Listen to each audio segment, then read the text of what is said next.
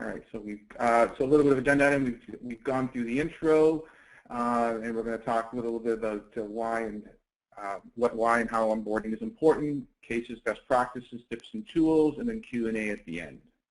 Okay, so the cause of employee disengagement. We live in 2015, but we actually worked in 1970.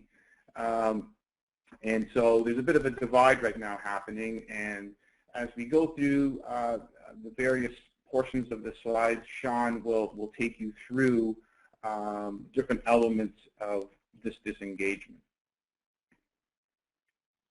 So thanks, Louis. Sure. And let me jump in at this stage and sort of walk through the rest of it. And then, Louis, I think you're going to pump in as the audience has questions and as we go. So one of the important things that we do at TalentMap, and there's just one or two slides on TalentMap at the very beginning just to bring people up to speed as to who we are as an organization. We have a nice group of attendees on the call. Some of them have worked with TalentMap before. However, others are new, possibly to our organization. So I wanted to give you a bit of a brief overview, and then we'll get into the content. So first of all, our work as an organization is to really help shift how much focus executives put on human capital. And I think this slide probably depicts what we're trying to do as a company and sort of our underlying mission.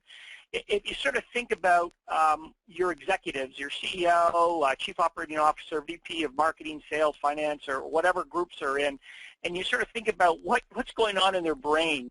And this is the type of brain that we would like to see.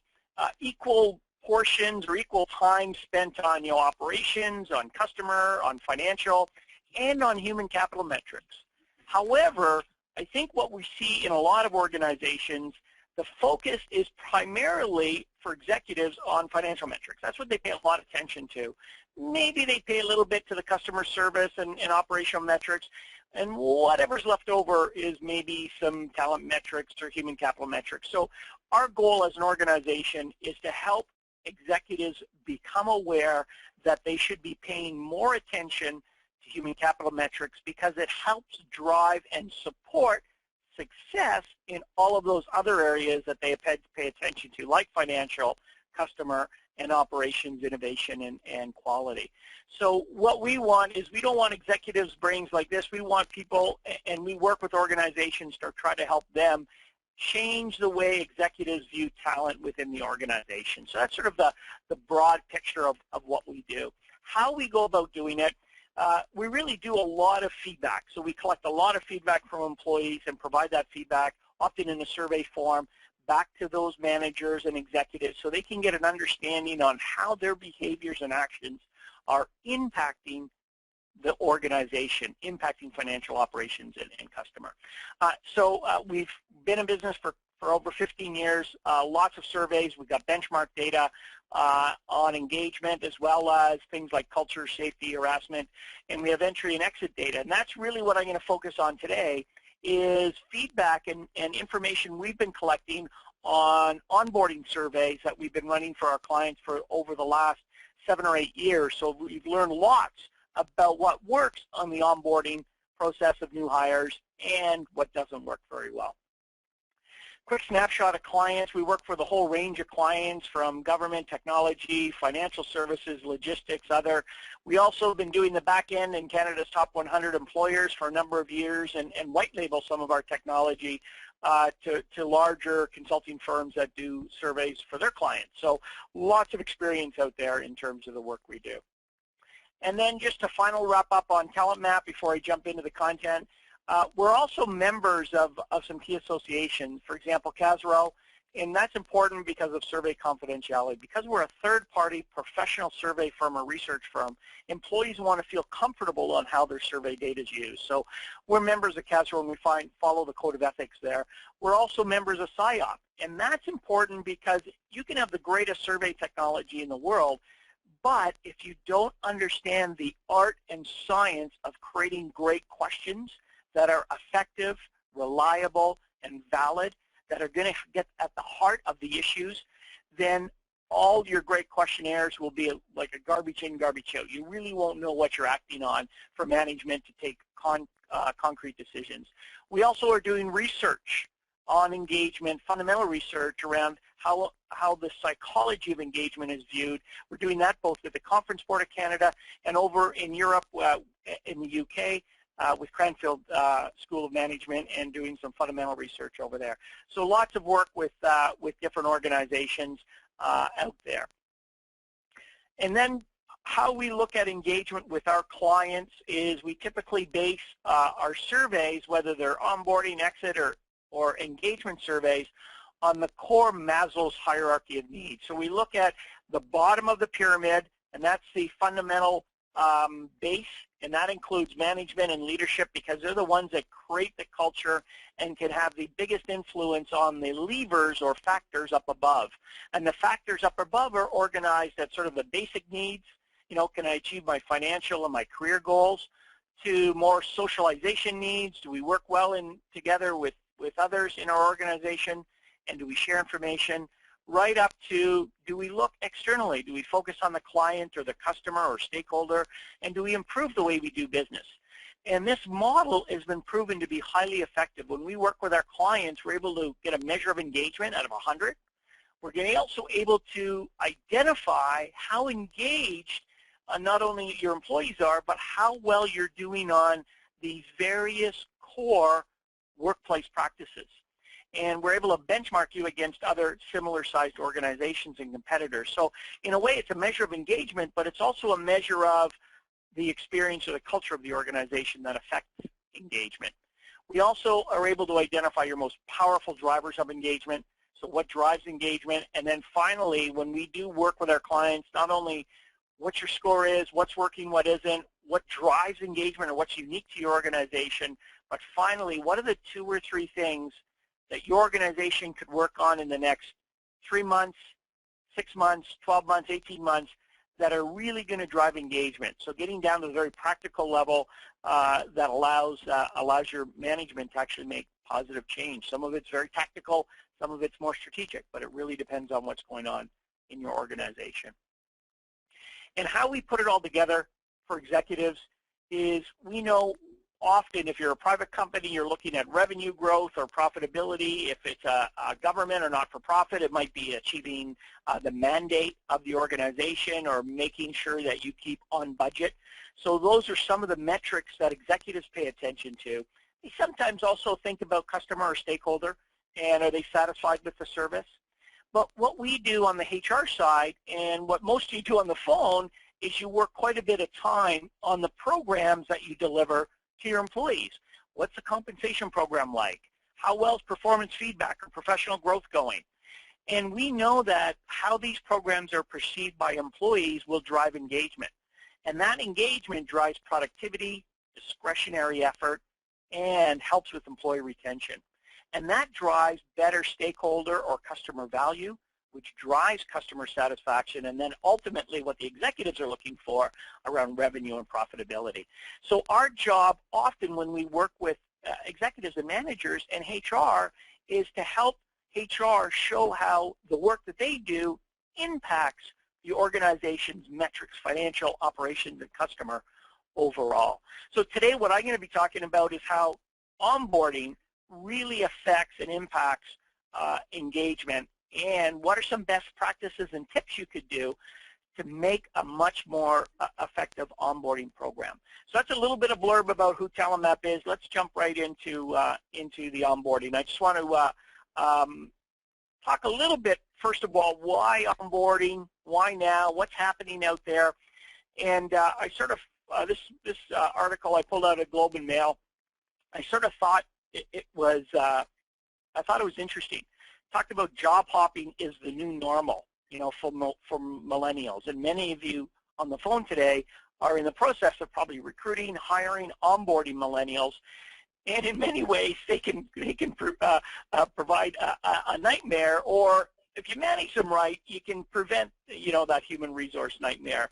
And I guess what I wanted to point out was interesting is the average worker who starts today, so in your organization, stays at each of his or her job for only 4.4 years, and I think that's continuing to drop. So when someone joins your organization, unlike before, they never expect to stay in your organization very long. And in fact, a lot of you have probably experienced even shorter turnover periods. So people are moving around a lot more in the last number of years. You know, if you sort of looked at it over a 50 or 60-year time horizon, you know, people used to stay with the organization, you know, 20 to 30 years when they started way back in the 50s. Even 15 or 10 years was quite common in the 60s and 70s. As we moved into sort of Generation X and millennials, now that has dropped down to about 3.4. In fact, in a recent study, U.S. labor indicated that 3.5 years was the average. So people are staying in jobs a lot less. And in fact, 1/3 of them are in jobs less than 2 years. So people who are joining, 1 out of 3 people who join your organization are probably going to be out of that organization in less than 2 to 18 months. And I got some interesting updated stats on that. So what's causing that? I think there's a couple of things that's causing this high level of churn or turnover. One is the economy, particularly south of the border in the United States, a little bit more maybe than Canada. Canada's a little bit flat right now. But generally, the economy in both Canada and the U.S. has been fairly positive. Maybe the Canadian economy is, you know, if they think it's a little bit flat for the last few months. But it's generally been quite positive. But even though it's positive, we seem to be punishing long-term employees. And it's an interesting data set in here. The average raise of an employee that they can expect is 3%. So if I stay with a company, I'll probably get a 3% raise on average. Now, some people will get more, some will get less, and so on. But on average, that's what it is across North America.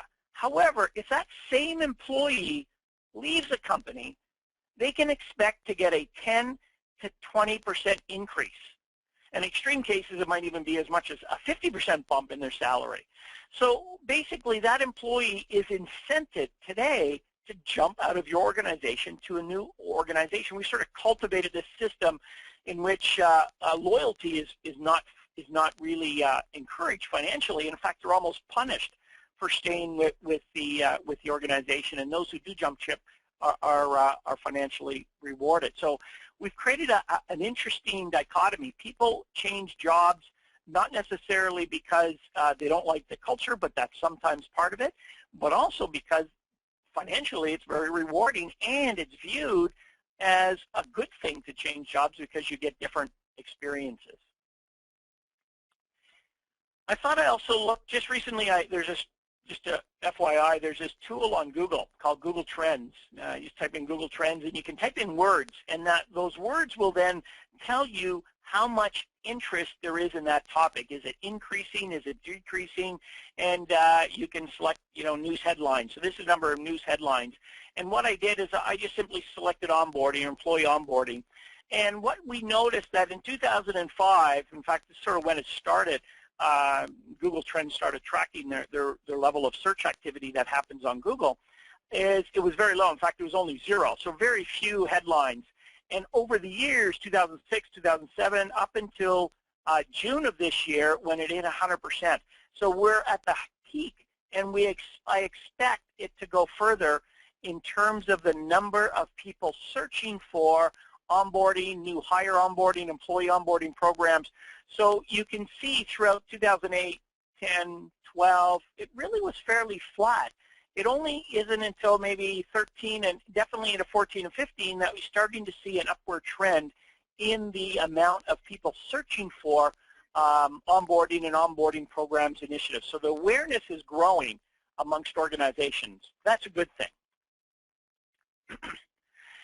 Before I get too much into more information on onboarding, I thought maybe we should just stop. When I talk about onboarding, what am I talking about? And generally, what I'm talking about, it's really the process of bringing new hires into the company. You know, and in fact, if you look up Wikipedia, I think they use organizational socialization, and that's the academic term for onboarding. But generally, you know, when you sort of think about onboarding, it's a well-executed, if it's a well-executed plan, new hires, they feel welcome, integrated, everything's clearly communicated, they might have buddies or mentors, they see the training opportunities, and they get coaching and support. So that's generally what I'm talking about onboarding. I also want to point out, when I talk about onboarding, I talk about it in the very broad sense. Onboarding can actually happen prior to the first day of work. It can happen during the interview and selection process. It can happen then when they join, and it should continue to happen well beyond the traditional 90-day probation period, and I'll talk a little bit about that in a few minutes. So how are we doing with onboarding? If I looked at sort of, you know, the performance on onboarding, about 40% of managers indicated that they were satisfied with onboarding and integration efforts. We've noticed in data that we've collected, only 56% of employees feel their manager have good knowledge of what they do and provide them for use of the unique talents particularly in the first 3 months, 6 months, 12 months. Harvard Business School, about 50% of newly hired executives or external executives, people coming from outside the company, quit or are fired within the first 3 years of work. So think about that. Think how expensive it is to bring on a new executive. And if you're firing them or they quit because of mismatched expectation, extremely expensive proposition. And another research out there, 89% of new hires feel that they don't have the knowledge needed to hit the ground running. 46% of new hires will fail within 18 months. Only 19%, so less than 1 in 5, will achieve success during the onboarding program. So, you know, the data sort of indicates that maybe we're not doing a very good job with onboarding. We're not really hitting the aspects that we could be. So there's a lot of upside potential in running an effective onboarding program and running it successfully for organizations. A couple of other key stats, just to give you a sense of what's going on in terms of why onboarding and why it's something that maybe you haven't paid a lot of attention to, but you might start wanting to think about it within your organization. You know, 25% of the working population goes through a career transition any given year. So people either change jobs within the organization, or you hire new people within the organization, or people move to a different division, managers move.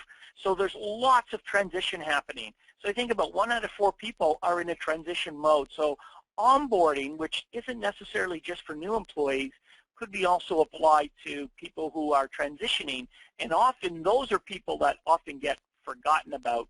And I already talked about this, 50% of new hires, outside hires, fail within 18 months of new positions, and 50% of hourly workers leave new jobs within the first 120 days.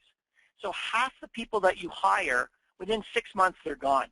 And that, there's a number of reasons for that, and I'll touch on a few of them. What also is interesting, and this is right out of work done by SHRM, Society for Human Resource Management. They have a very good Foundations for Effective Practice Guideline series. And the research showed that the cost of replacing an employee, so if someone joins, they're there for a couple of months and then they leave, if it's an hourly worker or entry-level worker, it's maybe 30 to 50% of their salary. So if you're hiring someone and paying them $30,000 a year, maybe it costs about $10,000 to $15,000 to replace that individual. A mid-level knowledge worker, financial professional, market professional, or maybe manager, it can cost about 150 times, 150% of their salary. So if they're paid $100,000 a year, replacing that individual can cost maybe the organization $150,000. So quite a big bump over entry level. And high level or highly specialized employees, for example, executives or IT professionals with a very unique skill set, or financial professionals, can be up to 400% of their salary. If they're being paid $100,000, replacing that individual could cost $300,000 or maybe $400,000 to replace that individual. So the cost of losing people is extremely high. And someone said, well, that seems high. It seems ridiculously high. Well, let's just, if I just sort of, I'm not going to walk through all of the math here, but if you lost 12 people in 1 year, that's averaging 1 per month. So that's not very many. A lot of organizations lose, of any size. If you're a couple hundred employees or more, you'll lose an employee. If 6 of those employees were entry level, so average salary $40,000, 4 of those employees were mid-level, average salary $80,000. 2 of them were senior level, $120,000, and the cost to replace 40% for frontline, 150% for mid-level, and 400% for executive level. You're looking at almost $1 million just for the executive. So to replace that 12 people, it will cost that organization close to $1.5 million just to replace that. And these are real numbers, and this is a lot of research that have been backing up these numbers, and TalentMap. I know TalentMap has a lot of interesting data that shows breaking down all of the cost of hiring, and we're happy to provide that. But even if you say, well, those numbers seem incredibly high, that's impossible. Well, if you even took half that, 50%, the cost of losing 12 people is $750,000. So it's $750,000. It could be very, very expensive. So paying attention to onboarding is very critical, and it's something that I think, as I'm trying to point out, is growing in awareness and will become, if it's not already, a top or a higher priority than it has in the past for HR executives and HR managers, as people and executives realize how expensive it is to hire someone and how expensive it is to replace that individual if they were to leave. I'm not going to ask you to complete the poll. There's a little poll on the right-hand side of this. You don't have to do that. But basically, just think about your organization. What percentage of new hires leave within the first year? And, is it 5%, 6 to 10, so on? So just sort of think about that, or if you're not sure. And I suspect a fair number of you on the phone, and it depends on the group that are on the phone, or a fair number of organizations won't be sure. In fact, they don't know how many employees they leave within the first year. Some organizations are good at tracking that, but not all organizations pay attention to that. So one thing to think about is how many people leave in the first year. A couple of things around top performing organizations. Top performing organizations have less than 5% of their new hires leave during the first year. So they really are doing something well. These are organizations that are onboarding their employees well and engaging their employees well. Top performing organizations we've seen in our database, 95% of them have the new hires participate in a formal onboarding process. And that compares with about 30% of average or low performers. So a significant more have a formal onboarding process. And about 85 of top performers solicit feedback from new hires. So lots of activity happening from top performers, and the gap between what we see in top performers on onboarding and the average or low performers is significant. One of the things we also did, we thought, well, because it's onboarding, because we're talking about employees, we better pay attention to what the actual employees are saying. And here's some bullets that we pulled, or actually contents that we pulled right from some of TalentMap's entry surveys. So we have a chance to work with a large number of companies to collect feedback and from their onboarding process for that organization and provide feedback back to managers so they can improve the onboarding process and the recruitment, training, development, and so on. Here's some of the comments. Onboarding was great. But then when I went to my work area, I realized none of that mattered now. They got a great overview of the history in the company, but when they went to do their job, it's like, how do I log on? How do I access my software? More by luck that someone settles in. No clear idea of what's needed in the role. My manager was so busy, I didn't even see him until the second week on the job. My peer, quote, buddy, handed me 4 product manuals and told me to start reading. After 2 days of that, I wondered, why I took this job. So think about what's happening for a lot of employees, and this is not uncommon in terms of the feedback that we're getting from employees during the process. One of the things we did is we went out and asked HR professionals what they're doing around onboarding. And I had a couple of survey responses I wanted to show you. And these are Canadian companies. 37 responses, ran this in February. And we included, or people who responded, about 40% were government. We are in Ottawa, so we have a fair amount of government here.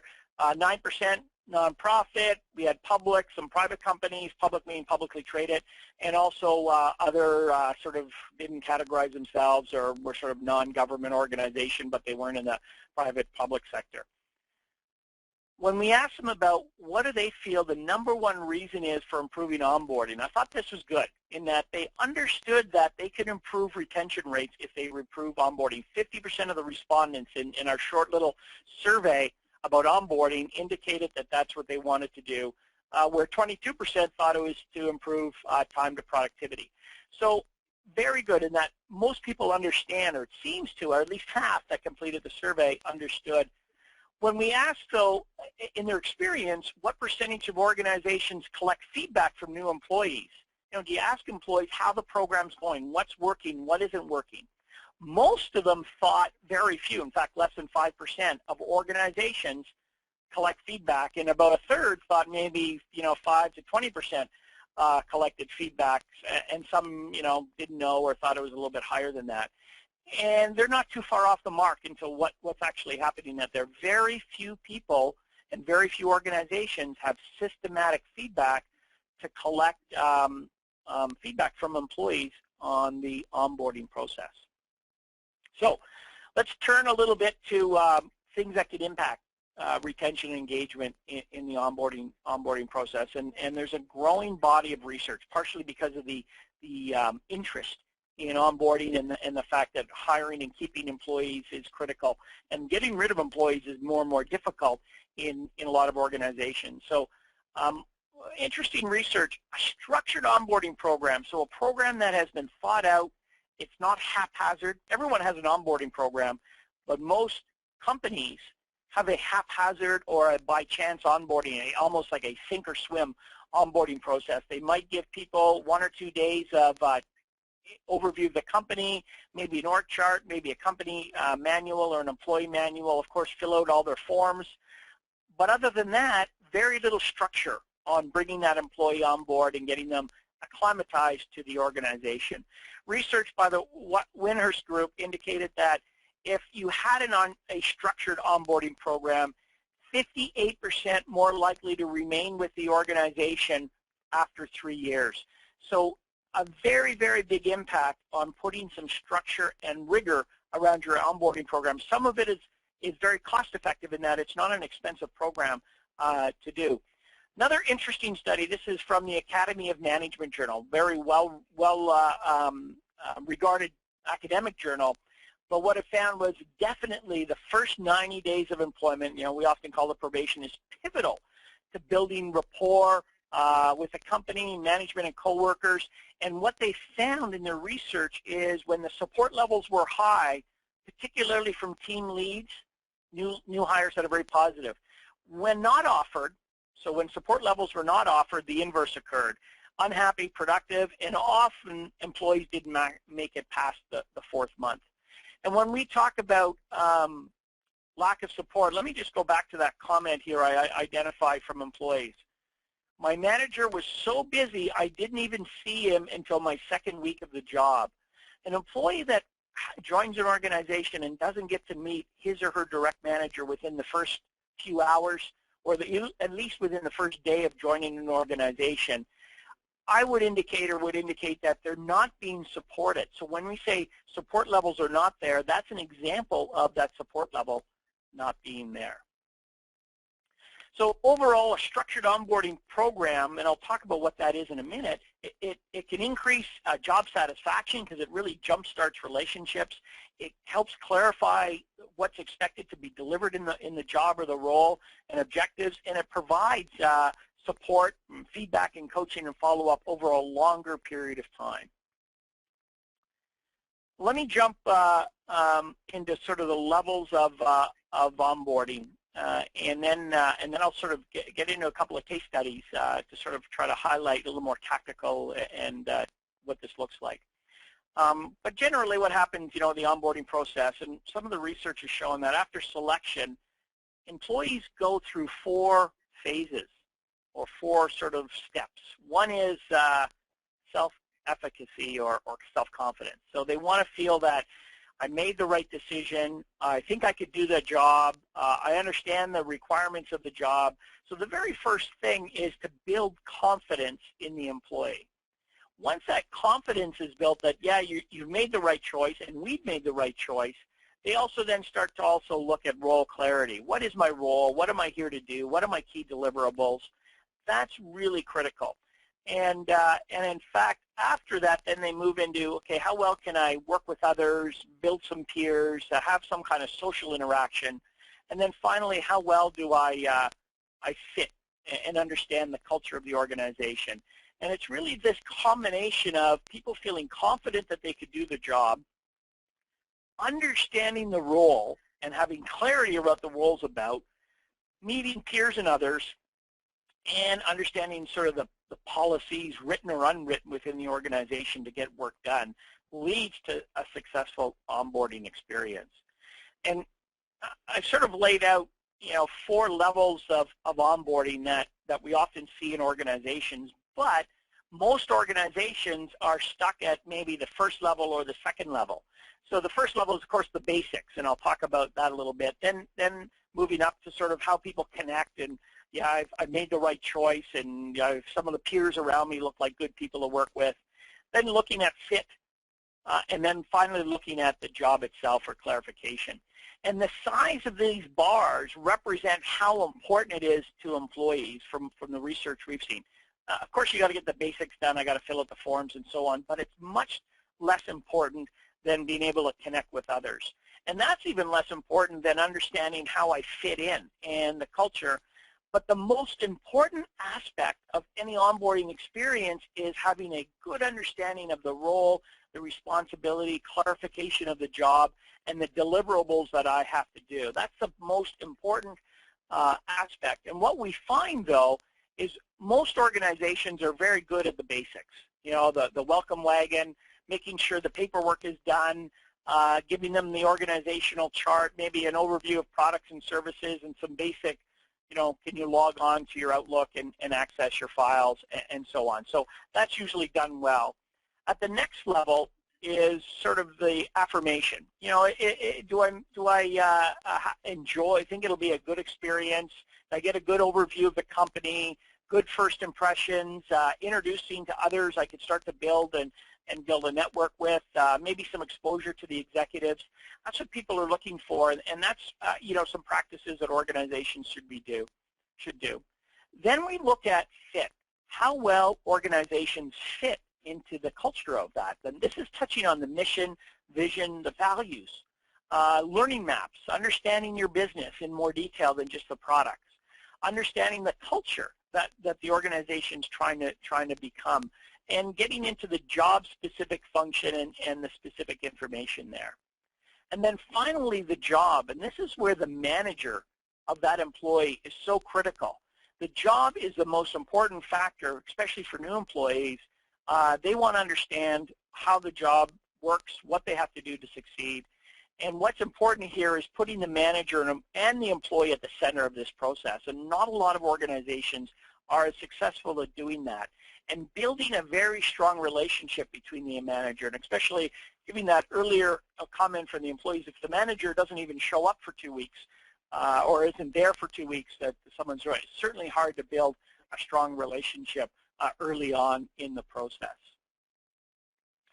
So if you looked at the continuum, where does your organization stack up? If we looked at sort of, passive level of organizations around their onboarding, they just sort of do a little bit higher level, high potential, or proactive. And most organizations do the basics. They make sure that employees have the health and safety, the benefits, their pension, insurance, all of those forms, payroll, all that's done. However, clarifying the job, a very high percentage of organizations just do some clarification of the job. And in fact, our research shows that 50% of organizations fall into this category. They would be considered passive on the onboarding. They really don't have a structured program, haven't thought through the impact of and how to structure systematically an onboarding process. They often have little or no process to around cultural fit and little or no ways to help employees connect socially. So, and that's not an unusual. In fact, about half the organizations we see out there in the Canadian marketplace fall into that category. The second level is high potential. They, of course, have good compliance. They have good clarification of the job. They might have some fit around helping employees understand the culture and some around helping them understand how to connect and socialize within the organization. And then there's a handful of real high-performing companies. And these high-performing companies with respect to onboarding, they actually do all four of them well. They do the basics, they do the job clarification, they have structures and steps to bring people in and have good fit culturally and understand the culture, and they also have steps and processes and activities and programs to help people connect socially with others. So even though it's only about 1 in 5 organizations have all those programs in place. So I think there's a lot of opportunity for organizations to start to develop stronger programs, particularly those who are passive around onboarding, around how to clarify the job, how to create programs to help employees fit into the culture, and also start to build relationships within the organizations. So onboarding equation, often, you know, when you sort of look at the real basic stuff in onboarding, here's some of the things that are real simple to do, and organizations often don't do them that well. Computer software, identity, what are the acronyms that people throw around all day? Who does what? Business cards, payroll, and benefits. These are what we call the basics. But even a high percentage of organizations don't do this well. I'll give you often an example of one of the clients we've worked with. They were in the pharmaceutical industry, and new employees would join the organization. This is a well-known worldwide company, and often they didn't have a, and this is, you know, knowledge workers, so they were expected to have a computer or workstation to work at. It often took up to 10 to 14 days before these new hires actually had a properly configured workstation or desktop to work on. Now you think about this, and the problem was not necessarily the IT department. The problem laid in this example with the supervising or hiring manager, not the HR, but the operations manager. He or she was supposed to put in a requisite as to when the new hire was joining. And they would notify HR of the new hire. They'd start the hiring process, but only about a few days before the start date, they would notify IT about this new hire coming in. And this new hire then, IT had 5 to 10 business days to configure the network or configure the laptop. Often, they would meet their requirements. HR was meeting their requirements, and the executives were getting feedback from the employees that, hey, I've been here a week, I've been here 2 weeks, and I don't even have a working computer. Can't access my email. The executives are going, what's going on? It was only through the survey that we were able to identify that there is a challenge or breakdown in the process, that managers weren't sending requisitions into IT on time for IT to actually set up their computer. Something very basic, but a real big turnoff for new hires in today's world where they could jump ship so quickly. What engages employees in the onboarding process, of course, is relationships, recognition, contribution around getting the job done, getting involved in their work, assignments, and goals, sort of what I touched on a little earlier. So let me take you through a little case study to make it a little bit more tangible. Then I'll get into some tactical tips and tools in the last part of this. We worked with a leading manufacturer of pretty innovative products in the communication market. They're headquartered in Ontario, but they had offices worldwide. And they used TalentMap to measure the employee experience. And what they did is they worked with us to get feedback on the recruitment process, what was working and what wasn't on the recruiting, get feedback on the onboarding process, so the interview process, the first 2 weeks on the job, first month on the job, and then finally getting feedback from those same employees after they were in the job 6 to 9 months. And we did some intern surveys also. So we surveyed these employees, and what we found was, and this is a result of what this organization actually did, based on the recruitment of some of their feedback they got from employees, they realized that they had some good data around time to hire, which they never had before, how many rounds of interviews and the quality of interviews that they're doing. So they had some good data as to why people were joining the organization. You know, location was an issue. Brand and brand recognition was an issue. They got great feedback on their career website and what was working, what isn't. And they also noticed some major regional differences. What was perceived positively, for example, in the North American market was not perceived as positive in the Asian market. So they did notice some differences. But they also made some significant changes. Based on the feedback from their survey, they really noticed that people were sick of too much information the first day. So what they did is they shortened what they called the first day session. This is the corporate overview, corporate history, all of that information. And what they did is they increased the focus on supporting departmental orientation. So what does the department need to do? So it was sort of extra work for HR because they had created one large HR program that every employee went through. But what the employees were telling them is that's too much information and too much corporate information. What they wanted was more departmental specific information. How do I access this? Who do I see to get my job done? And so on. So what HR did is they worked with each of the departments and created smaller but more effective onboarding that's specific to each one of the departments. So instead of one large onboarding session, they had actually department-specific onboarding that really was specific to, you know, research and development and marketing and so on. The other thing that they noticed is because of how they're running the program, they realized that there were some very big inconsistencies across the world around how onboarding was happening. They thought they were running the same program, but what they were doing, particularly corporate HR, they were very corporate-centric. So the employees that joined head office or joined the main operations had a very good onboarding experience. But what they quickly found is those who were in remote locations, that were in regional offices, and some of them that were home workers, so think about sales reps throughout parts of Asia and parts of Europe for this organization, and small regional offices that are in areas, they didn't have the same onboarding experience at all. And it was the feedback from the employees that really identified that, hey, we've got to create an onboarding experience that's consistent and the same for everybody if we want to create the same experience. So those are some of the things that the organization did. And then what it did thus is then Sean, it broke. can I interrupt for a quick second? Sure. Couple of questions coming in from Tom. Okay. And the first question is, what does HR own and what does the manager own for success? And second question, what difference, if any, between Canada and USA from what we've seen? Yeah, so what does HR own? And in fact, very good question. Part of an effective onboarding structure, or when you're designing an onboarding, is having that discussion. So clarifying who owns what throughout the onboarding process. I can't identify specifically within this organization, or this is generally what happens, but often it depends on how you structured your HR services group and your roles and responsibility of your managers. But one of the important steps in an effective onboarding process is sitting down before you design it and defining who owns what.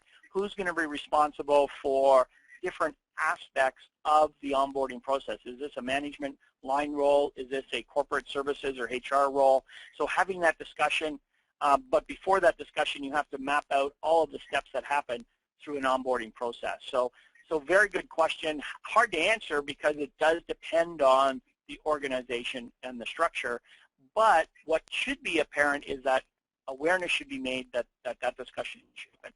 In Canada and the U.S., ultimately there's not a lot of differences in the way we hire, and our laws are slightly different. I don't want to get into the nuances of the laws, but generally the culture is similar.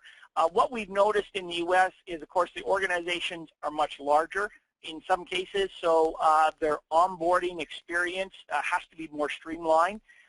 or should be more streamlined. It's not always the case. A lot of the data I'm identifying here are Canadian organizations, which are a little bit smaller in terms of size. So a large company in Canada might be 5,000 employees, where that might be a mid-sized organization in the U.S. And there's also, some challenges around onboarding with respect to the laws in the different regions, but it's not that different in terms of generally people join organizations, with free will, that they can join and work at will and also be terminated at will by the employer, in lieu and payment and so on. So both Canada and the U.S. is like that. Europe is a little bit different in that it's a little more stringent. Once you hire somebody, it gets a lot more difficult to get rid of somebody. But what we've noticed is over the last 5, 6 or more years in Canada and in the U.S., once you hire somebody, it gets a lot more difficult now to get rid of them. So we're seeing a growth of the contingent workforce. There's an interesting study by Deloitte, estimated somewhere between 30 and 40% of the people you rely on to get your work done don't even work for you. They're part of that contingent supplier, vendor, contractor workforce that you have very little influence over. So I think partially it's similar in Canada and U.S., but it's gradually changing where it is harder to get rid of people. So making the right hire becomes more and more important. Sure. So one other quick question just from Tom regarding what you're talking about. How was consistency provided across regions? And a question from Trina. Trina, the webinar will be recorded, so we'll put it up on our website so you can pick up any tips and tools of the trade. Yeah, one of the things, and onboarding is a very big topic, and I just want to touch on some of the key sort of fundamentals of it. One of the things that we're seeing most organizations are doing now is they're moving much of the onboarding process, not the relationship building, not the understanding the culture. A lot of that still has to happen face-to-face with the manager. But a lot of the administration and automation is online. Things like being able to, when you join an organization, right now what happens is there's so much email going back and forth, emailing the offer back, emailing the offer internally to legal, emailing it to HR. And then the employee, I think we're missing, the new hire, maybe may start in a month or 2 months. I think we're missing a lot of opportunity to give them access to a lot of information before they even start at the organization. So the advent of web portals and providing these tools, checklists, online sign-ups, complete your forms online. We're seeing a growing set of tools out there, particularly tools that are built as software as a service.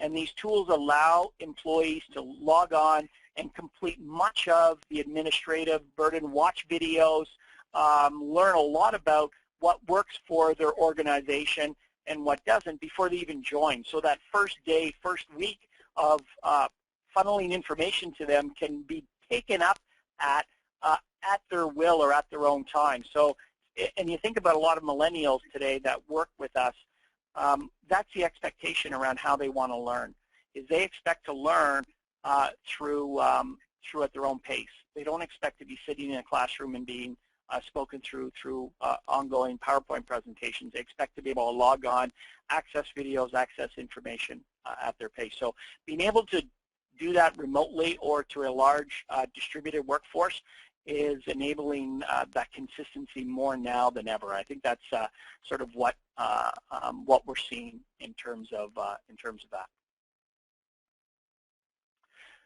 So I guess let me just wrap up, and I got some really interesting tips and tools. So I encourage you to stay on an extra few minutes just to see these tips and tools, and if you want access to them, we can provide that. But what we're seeing with onboarding is a lot of people do employee surveys. 60, 70, 80% of organizations will survey their workforce either on a pulse or annual basis. Very few collect systematic feedback on onboarding. Very few collect real systematic feedback on exit. So I think there's a real big opportunity to grow systematic onboarding and structural onboarding, and part getting feedback from employees during that process. An example with a lot of clients that we work with, we'll survey their clients within 2 weeks of them joining around the recruitment, tools, resources.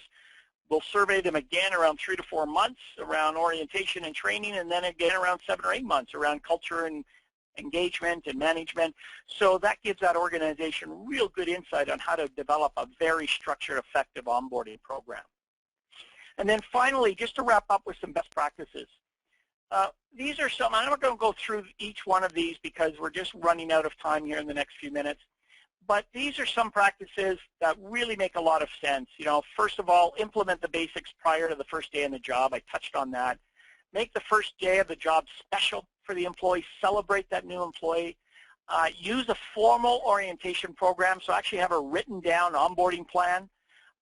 Make it participatory. Have the employee involved in how they'd like their design and their plan set up. Make sure it's consistent. We talked a little bit about that. And monitor it over time. Use technology today to facilitate the process. The last point here I want to touch on this slide is be crystal clear with new employees regarding their terms of employment and their job, what their objectives are, timelines or roles and responsibility. What I wanted to try to highlight there is that is very critical during the place. And I also will have on here is a very interesting conversation guide for managers. These are questions that managers could use as prompts to have discussions with their new hires. So, for example, if the manager wanted to have discussions around what they're learning, you know, give me a read on the general situation at the firm. Or, you know, can you offer some examples of your strengths and capabilities as they exist now that you've learned more about the organization? Or if you think about implementation, you know, what's the best way to communicate with you, including, you know, mode, manner, frequency, you know, how do we deal with disagreements? So this type of dialogue and discussion and sets of questions, arming the manager with this in a web portal allows that manager to have very effective questions. And if you want access to our more detailed onboarding guide and checklist, we have a detailed guide. It's a couple of page guide that really talks about, you know, onboarding habits of world-class employers and, you know, 10 ingredients of successful onboarding, lots of interesting tips and tools, as well as a pretty comprehensive 2 or 3 page employee onboarding checklist. You know, what you can do the first day, first week, first month, first 6 months, and so on. So if you'd like a copy of this, please email us, contact us, and we'll provide copies of. We'll also provide access to this webinar and this presentation for those who want a copy of it off of our website in a few days. So I think the research is really clear. When done correctly, onboarding can be a very effective tool to increase engagement, to drive better commitment to the organization, lower turnover, increase performance levels, and really just reduce stress all around for the new employee. And we're very happy to come in and work with any organization. If you'd like to create a onboarding ROI, what's the cost of enhancing your ROI and the benefits that you will receive? And I think that's an important step that you have to do if you want buy-in from your executives to investing more in your onboarding program. But the ROI is in massive if you're doing it right without a huge investment. So it's something that we do encourage you to start to look at. And I'll stop there, turn it back over to you, Louis, and maybe you just want to close up. Sure. I have one last question, Sean, coming in from Anand regarding survey fatigue. If there's 3 surveys done in the first 8 months of employees onboarding, any feedback on that? Yeah, it's a very good question. We don't see a lot of survey fatigue, but partially these are short surveys. These are not like your full engagement surveys that you might send out to your employees of 60, 70 questions or 50, 60. These are often much shorter, much more pointed about particular. So they're shorter questions. They're more frequent.